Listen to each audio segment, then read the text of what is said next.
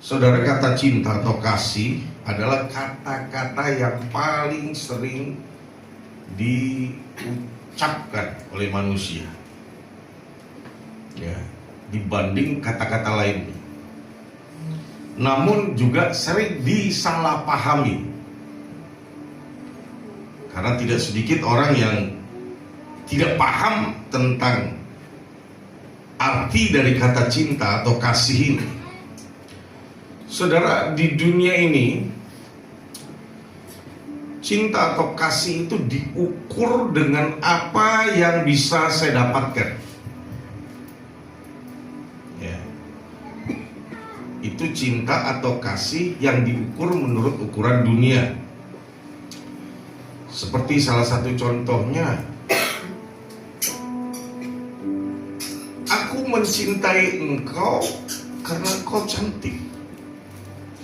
Apa yang kita dapat? Cantik. Aku mencintai engkau karena engkau sukses. Apa yang kita terima? Sukses. Kemudian aku mencintai engkau karena engkau penuh perhatian dan baik. Dan apa yang kita dapatkan? Perhatian dan kebaikan. Jadi konteks kasih yang diukur oleh dunia itu adalah apa yang bisa kita terima. Sesungguhnya saudara, ini adalah kasih atau cinta yang bersyarat. Pertanyaannya, bagaimanakah dengan cinta Tuhan kepada kita? Apakah Tuhan mencintai kita karena kita hebat?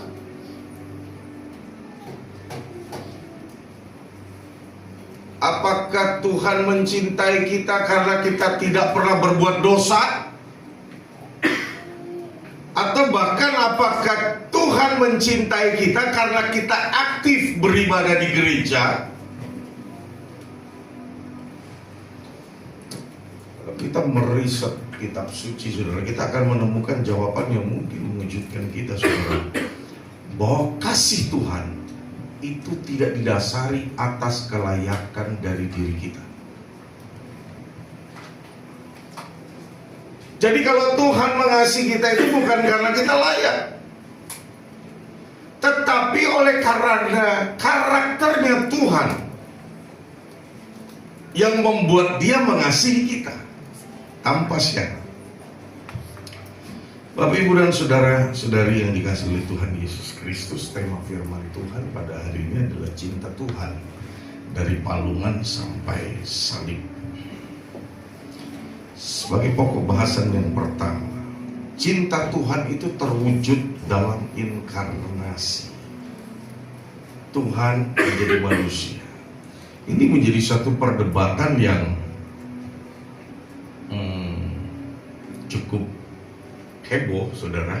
Apalagi kalau itu dilakukan di dalam sebuah dialog antar agama. Yang paling sering kita temukan adalah bahwa nggak mungkin dan sangat mustahil kalau seorang manusia menjadi Tuhan.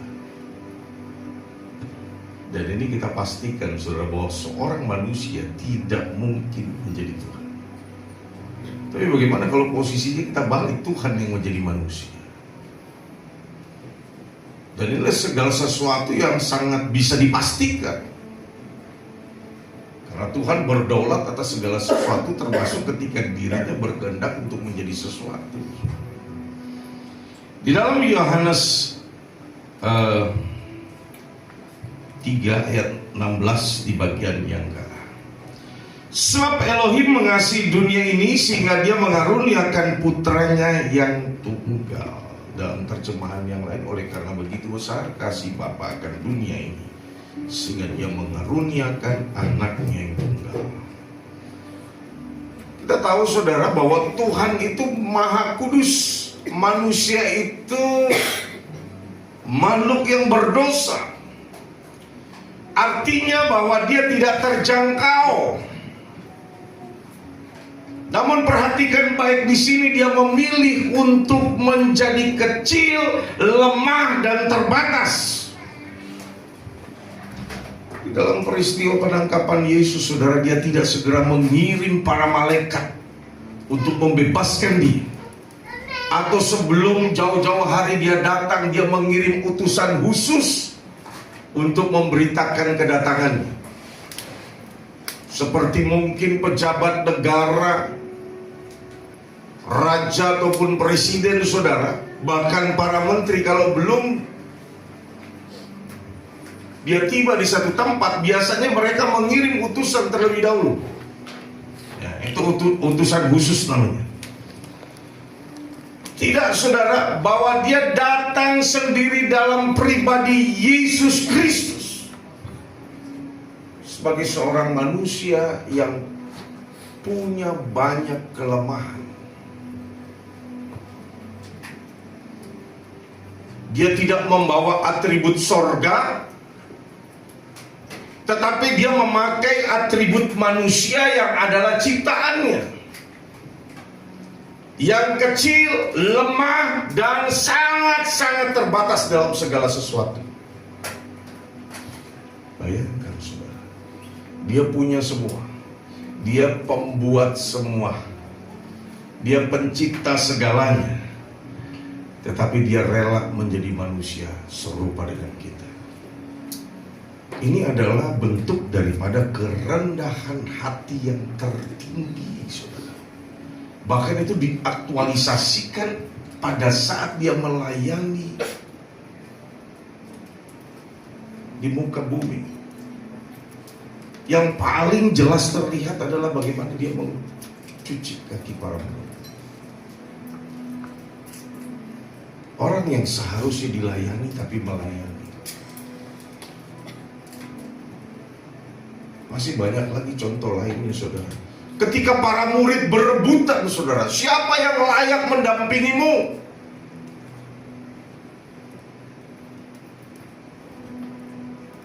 Apa jawab Yesus? Dia yang melayani. Siapa yang terbesar di antara kami? Yesus memberi jawaban. Dia yang bisa seperti anak kecil ini.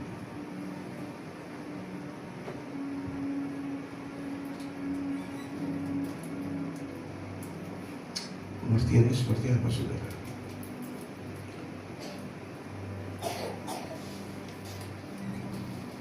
Yang paling simpel aja, saudara. Kalau kita nih, ketika bersinggungan dengan seseorang, dan ketika kita marah, marahnya itu bisa lama sekali, saudara. Kepada siapa aja? Kepada orang-orang yang kita kenal dan tidak menutup kemungkinan kepada pasangan hidup. Bahkan bisa bertahun-tahun. Tapi kalau anak kecil, saudara, sekarang dia kelahi, 2-3 menit ke depan dia bisa berkawan lagi. Dengan sangat cepat mereka melupakan. Kalau toh mungkin yang satu benar, yang satu salah. Yang benar melupakan kesalahan yang bersama.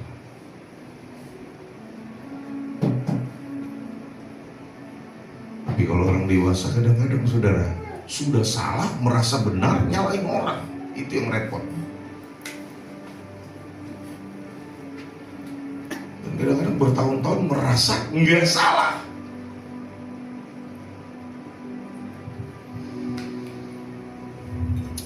Bayangkan, saudara, Yesus, siapa Yesus? Yesus itu melek hak alam, raja semesta alam.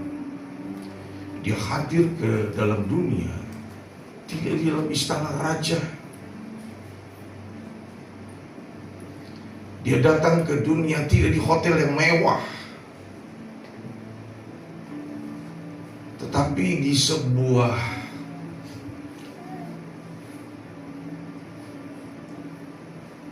lebih tepat garasi. tempat di mana kamu tamu hotel itu parkir kendaraannya. Karena waktu itu kendaraan belum seperti sekarang di zaman modern ini berupa motor atau mobil. Jadi orang mengendarai kendaraan hewan. Jadi tempat mereka memarkirkan hewan.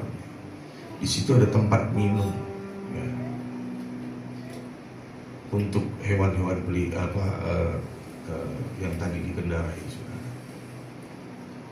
Di dalam tempat minum itu, saudara, palungan itu, dia lahir di sana, dibungkus dengan kain lampin, dan dia hidup tidak di tengah-tengah keglamoran, kemewahan, tapi dia hidup di antara orang yang biasa. Kalau ditanya Yesus lebih banyak ada di tengah-tengah orang apa sih?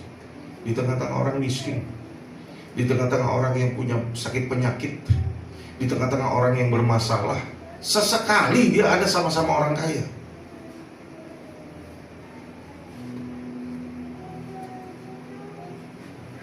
Karena kalau orang ada dalam situasi yang sulit, buruk, saudara, untuk berdekatan dengan Tuhan mudah. Tapi kalau orang dalam situasi keberkatan, ngalamin kelimpahan, kaya, itu susah.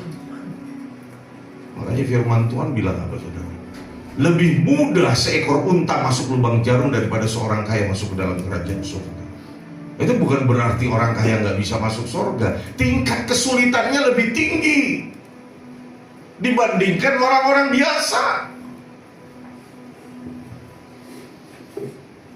Dan dia memilih hidup di antara mereka, di antara orang-orang yang biasa-biasa saja. Hanya sesekali dia ada di rumah-rumah orang kaya.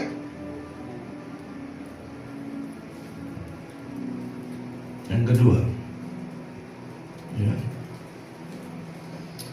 namun sebelumnya kita mesti tahu ini juga, saudara, bahwa Tuhan itu sebenarnya sangat mengerti tentang keadaan kita. Tuhan tidak jauh dari apa yang sedang kita alami, termasuk penderitaan. Karena dia sangat mengerti bagaimana rasanya lapar. Dia sangat mengerti bagaimana dia mengalami ditolak, saudara. Oh, ini sesuatu yang sakit, saudara, ya, dimana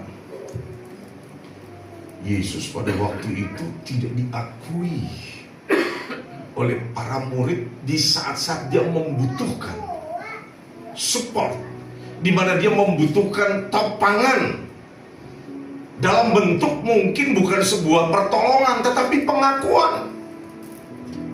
Petrus, orang yang sangat dekat, dan bahkan dia berani berkata, siapa yang mencoba mengganggumu akan berhadapan dengan aku. Dan bahkan dia sempat mendetak telinga orang yang mau menangkap Yesus. Karena keberanian, tapi di saat yang berbeda. Beberapa saat ke depan kemudian, dia menyangkal Yesus sebanyak 3 kali. Dia berkata dia tidak mengenal. Bayangkan, saudara, ini peristiwa yang paling menyakitkan, saudara. Dia sangat tahu bagaimana rasanya lapar. Dia sangat tahu bagaimana rasanya ditolak. Dia pernah juga mengalami berduka.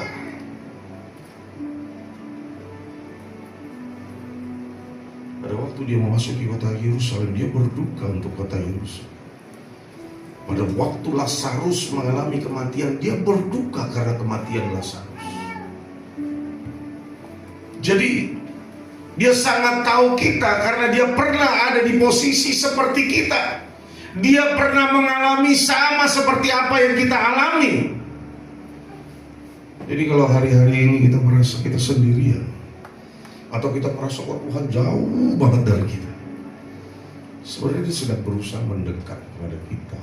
Tetapi kadang-kadang kita yang kurang merespon atau bahkan tidak merespon. Dia kepengen kenal kita, pribadi kita. Itu yang ada di hatinya Yesus. Dan yang kedua, cinta Tuhan terwujud dalam pengorbanan. Kalau mungkin seringkali sudah saya sampaikan, wujud atau ekspresi yang keluar daripada cinta itu adalah pengorbanan. Ketika kita mencintai pasangan hidup kita, mungkin jauh sebelum menjadi pasangan hidup kita, rasa-rasa apapun yang ada pada kita, kita mau berikan semua. Ada korban uang, ada korban waktu, atau bahkan juga ada korban perasaan. Tapi kadang-kadang seiring perjalanan waktu, ketika sudah menjadi milik kepunyaan, mulai ukuran-ukuran dipakai. Akhirnya hanya bisa berkata bahwa cinta itu adalah apa yang bisa saya terima, bukan apa yang bisa saya beri. Cinta ini terwujud dalam karya salib di dalam Yohanes 3 ayat 16 bagian ke B. Supaya setiap orang yang percaya kepadanya tidak binasa melainkan beroleh hidup kekal. Roma 5 ayat 8 berkata, namun Elohim menunjukkan kasihnya kepada kita, yaitu bahwa Kristus mati bagi kita saat kita masih berdosa. Puncak daripada cintanya Yesus kepada kita itu bukan di saat ketika mujizat terjadi dalam hidup kita, bukan. Puncak daripada cinta Yesus kepada kita adalah pada saat Dia mengalami kematian di kayu salib.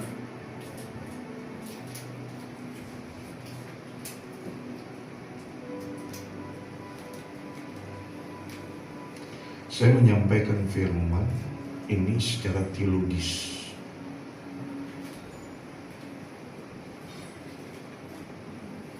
Biblikal.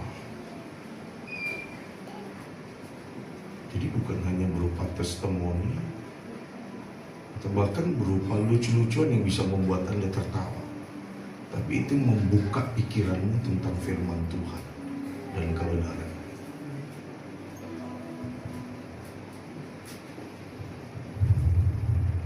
Perhatikan daripada kata di dalam Roma 5 ayat ke-8.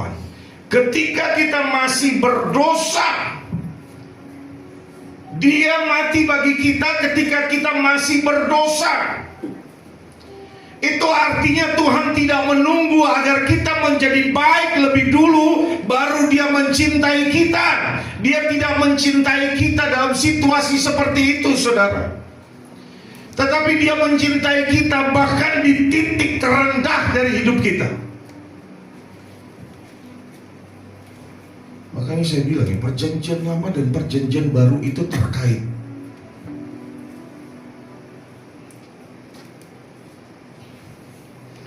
Itu pada waktu Yesus mati, saudara. Walaupun di dalam terjemahan King James Version IMB itu sama, tapi dalam terjemahan Lembaga Alkitab Indonesia itu agak beda, ya. Karena kalau dari Lembaga Alkitab Indonesia itu dari jam 12 ke 8 meliputi, kemudian jam 3 mati di atas kayu salib. Tapi kalau di IMB atau King James itu dari jam 9 ke 8 meliputi, dan Yesus mati di atas kayu salib itu jam 12 siang, pas tengah hari, ya. Dan saya coba lihat lagi dari berbagai bahasa, saya ketemunya memang jam 9 sampai jam 12. Oke. Pada waktu Yesus mati, apa yang terjadi, saudara? Gempa bumi, bom. Dan ada satu hal yang luar biasa terjadi, apa, saudara? Tabir di bait suci itu terbelah dua, terbuka dari bawah sampai ke atas.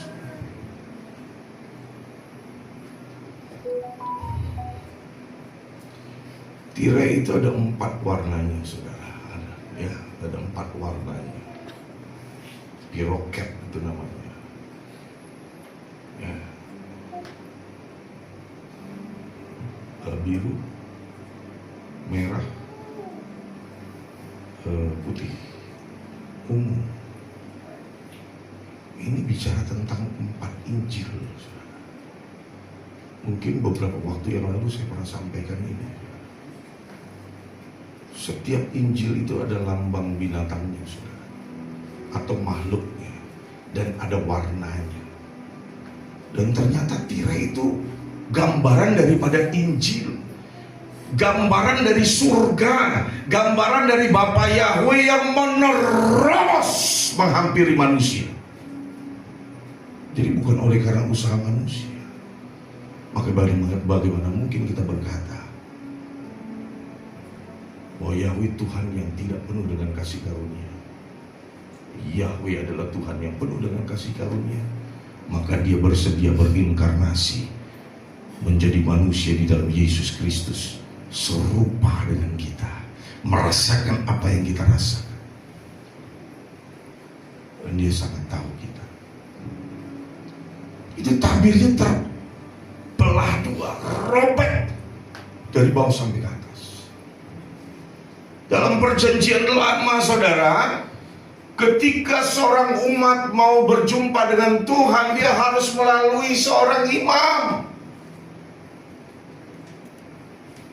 Ada prosedur yang tidak bisa dilangkahi. Tetapi melalui Yesus korban yang sempurna, maka umat bisa langsung berhubungan dengan Tuhan. Dari halaman tembus sampai ke ruang Maha Kudus. Sebelum penyaliban Yesus, hanya imam besar yang boleh ada di ruang Maha Kudus, itu pun 1 tahun sekali, untuk membersihkan ruangan yang ada di sana, saudara. Dengan satu catatan, pinggangnya itu diikat dengan tali, saudara. Dan di kakinya itu pakai giring-giring, jadi bunyi klinik. Kalau itu masih bunyi berarti hidup, saudara. Kalau dia nggak kudus, kekudusan Yahweh membuat imam itu mati. Kalau sudah tidak bunyi kling lagi, baru ditarik, berarti dia mati, ganti lagi orang. Ya. Makanya ada ritualnya, ada persiapannya. Dus itu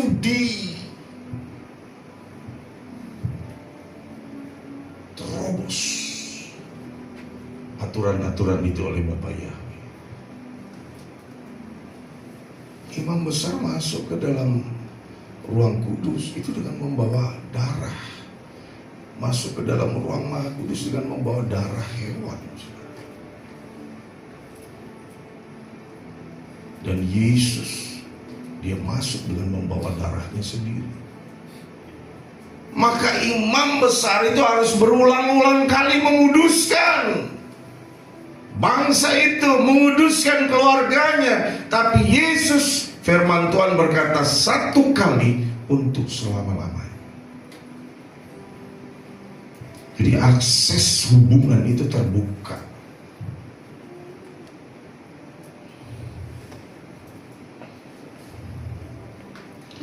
Yesus disalib itu untuk apa, saudara? Itu menjadi sebuah pertanyaan. Yesus disalib itu untuk menanggung hukuman yang sebenarnya itu harusnya menjadi tanggungan kita.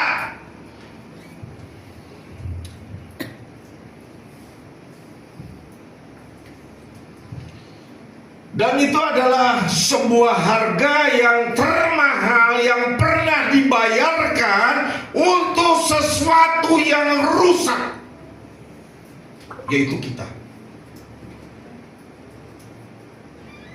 Pakai nyawa bayarnya. Bukan hanya darah, bukan hanya luka, tapi pakai nyawa dia membayar. Dan kita ingat bahwa harga kita sudah lunas, kita sudah ditunaikan harganya oleh Yesus.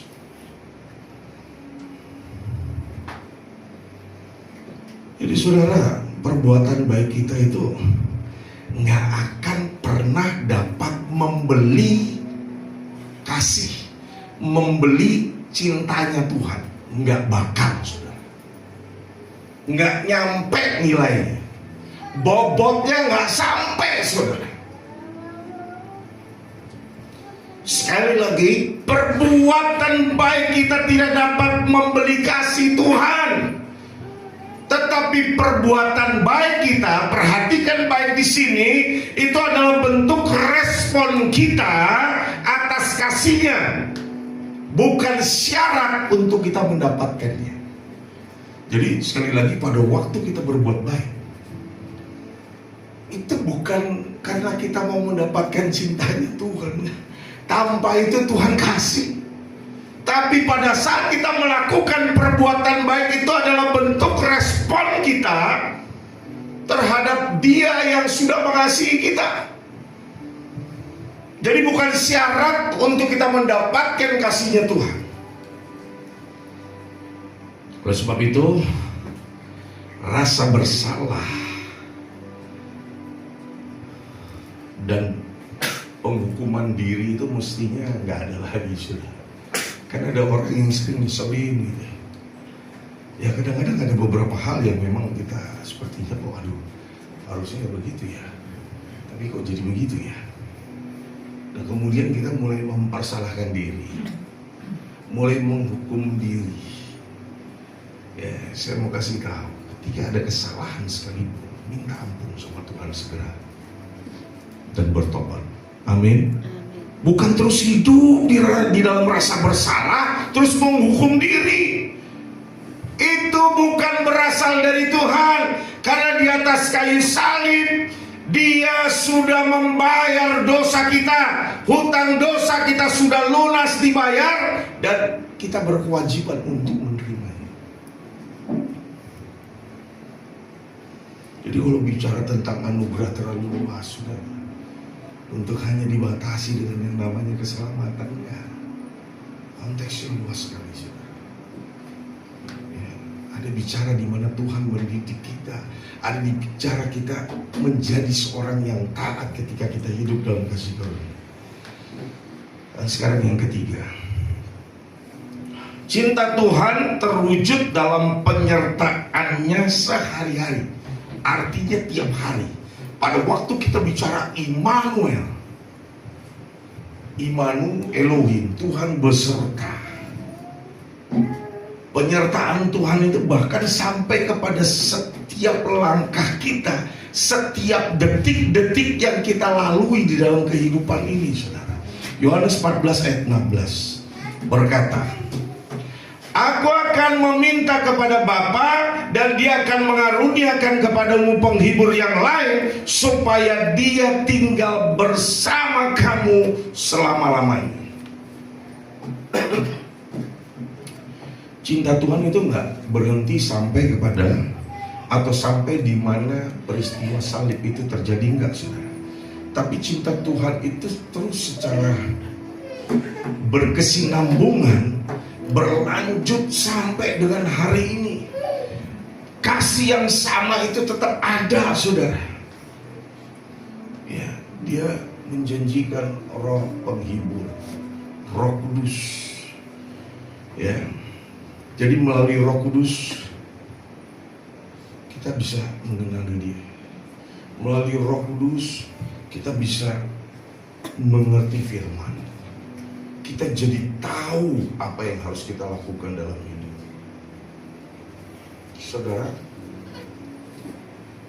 yang namanya kesalahan kecil itu tidak akan membatalkan perbuatan besar yang dilakukan oleh Yesus. Ya, ini bukan berarti saya mentoleransi dosa, yang enggak, saudara.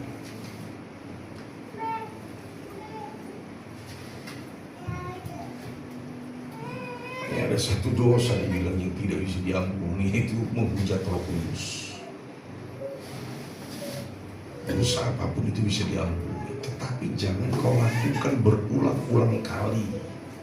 Itu namanya tidak menghargai korban Kristus. Itu menganggap sepele darah Yesus dan nyawa Yesus.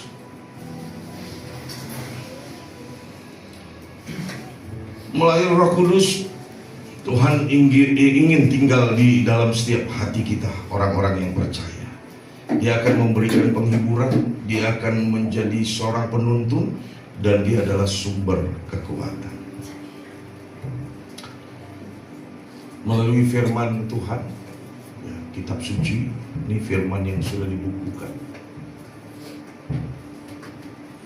Tuhan bisa berbicara sama kita, menegur kita, menghibur kita. Kadang-kadang teguran itu nggak harus dari orang, bisa juga dari kitab suci. Tapi nggak harus juga dari kitab suci, bisa juga dari orang, ya, atau siapapun yang Tuhan pakai untuk berbicara. Dan firman-Nya, kalau kita izinkan itu terjadi, saudara, dia akan mengarahkan langkah kaki kita. Sehingga keputusan-keputusan, tindakan-tindakan yang kita buat adalah tindakan yang menyenangkan hati Tuhan. Menyenangkan hati Tuhan, ingat di sini saudara, belum tentu menyenangkan hati orang. Ya. Apalagi kalau Anda belajar menjadi pemimpin, tidak semua keputusan pemimpin itu bisa menyenangkan hati semua orang. Tapi pemimpin harus mengambil keputusan yang terbaik. Jadi sebenarnya cinta Tuhan itu terwujud dalam setiap tarikan napas kita. Walaupun malas rasanya, tapi harus bangun. Tuhan sudah mengasihi aku, Tuhan sudah mencintai aku. Malas loh.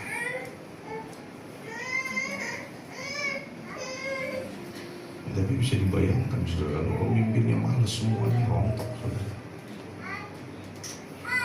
Maka saya harus bangkit gitu.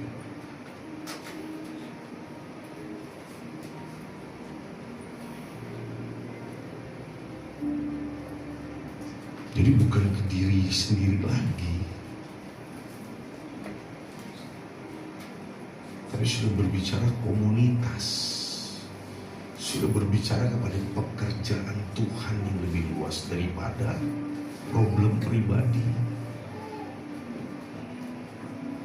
Di dalam perlindungannya atas keluarga kita, ketika keluarga kita dalam keadaan sehat, mereka baik, terus hidup dalam firman, terus kita juga merasakan bagaimana damai sejahteranya memenuhi kita di tengah masalah yang sedang kita hadapi. Ini manusiawi kok. Setiap orang bisa punya masalah. Tapi bagaimana merespon, bereaksi, bertindak untuk mengatasi. Karena ini saudara, kuncinya sebenarnya di sini. Makanya kalau ada orang pelayan Tuhan nggak baca firman Tuhan, ironis saudara. Mungkin di mimbar kamu hebat, tapi di mata Tuhan kau tak berdoa. Pada waktu kau melayani, mungkin di mata manusia kau hebat, tapi di mata Tuhan kau nggak ada hubungan, nggak ada konektivitas dengan Yahweh. Jadi ini kuncinya saudara. Jadi jangan abaikan surat cinta dari Tuhan. Kitab suci baca. Saya bukan hanya baca bahasa Indonesia, saya baca bahasa Ibrani, saya baca bahasa Inggris, saya baca berbagai bahasa yang sekira masih bisa saya terima.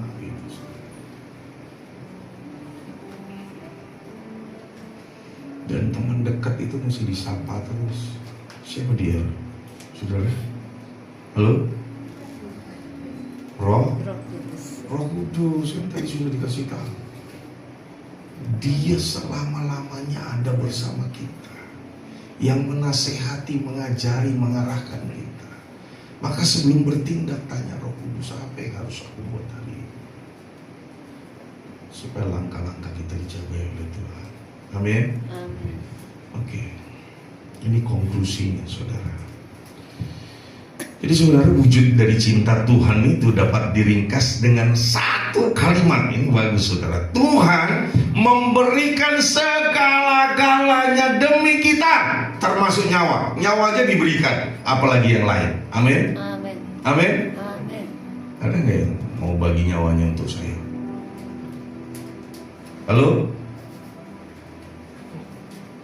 Ada nggak yang mau bagi nyawanya untuk istrinya? Bahkan kalau survei, saudara, saya pernah melihat survei di Facebook. Bagaimana kalau seandainya kamu sakit jantung? Ya, apakah kamu minta jantung suamimu? Ya, saya minta. Oh, ya. Terus suami ditanya, kamu ngasih gak? Iya, saya ngasih. Tapi kalau istri, saudara, enggak, enak aja. Gitu. Kalau istri nggak mau, jantungnya diminta. Kalau suami dikasih. Makanya kenapa suami itu gambaran Kristus. Ya bukan istri loh yang gambaran Kristus, suami, saudara. Karena suami waktu istri minta apa aja dikasih. Termasuk jantungnya sekalipun dikasih. Seperti Kristus terhadap gereja, apapun diberi, nyawanya diberi. Dia memberikan dirinya, tadi ya, inkarnasi. Kemudian dia memberikan nyawanya di Kalvari.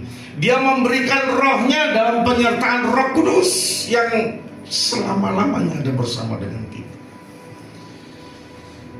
Pertanyaan sebagai bentuk refleksi kita pada hari ini, jadi bukan seberapa besar sih Tuhan mencintai saya, karena jawabannya pasti sangat besar. Jadi melainkan ini yang harus ada dalam diri kita. Bagaimana caranya saya merespon cinta yang begitu besar yang Tuhan sudah berikan kepadaku? Seharusnya pertanyaannya begitu. Ini respon yang baik, saudara. Yang pertama, menerima identitas yang baru sebagai anak-anak raja. Jadi kadang-kadang orang kalau ngomong anak raja, tapi dia nggak ngerti sebenarnya. Hanya ngomong doang, saudara. Kalau kita memposisikan diri kita sebagai anak raja di atas segala raja, maka perilaku kita pun mesti sebagai seorang raja. Ya, anak raja, membawa mandat raja, membawa otoritas raja. Jadi berguna gitu. Yang kedua, mengasihi sesama seperti Tuhan mengasihi kita, tanpa syarat, saudara. Jadi cinta atau kasih itu, kalau ukuran dunia tadi adalah apa yang bisa kita terima. Tapi kalau ukuran Tuhan, cinta atau kasih itu adalah apa yang dapat kita beri. Yang ketiga, hidup dalam ketaatan bukan karena takut, tetapi karena cinta. Hati-hati permainan kata-kata, saudara. Pada waktu engkau memberi pemberian yang terbaik, itu bukan karena kau lakukan Torah, bukan. Kalau dalam perjanjian lama, iya, tidak melakukan dosa. Tapi dalam perjanjian baru, itu respon cinta kita kepada Tuhan. Jadi tidak ada keterpaksaan ketika seseorang mencintai sesuatu dan dia pasti mau berkorban untuk sesuatu itu.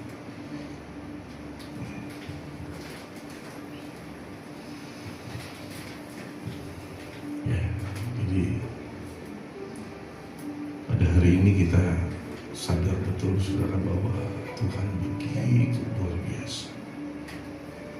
Tuhan begitu mengasihi kita. Kadang-kadang saya berpikir, siapa aku ini Tuhan, sehingga bahkan aku jadi biji mata.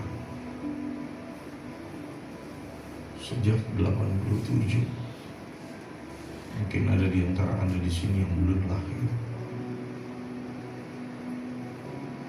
saya terima Yesus sebagai Tuhan dan Juru Selamat. 91 sekolah Alkitab,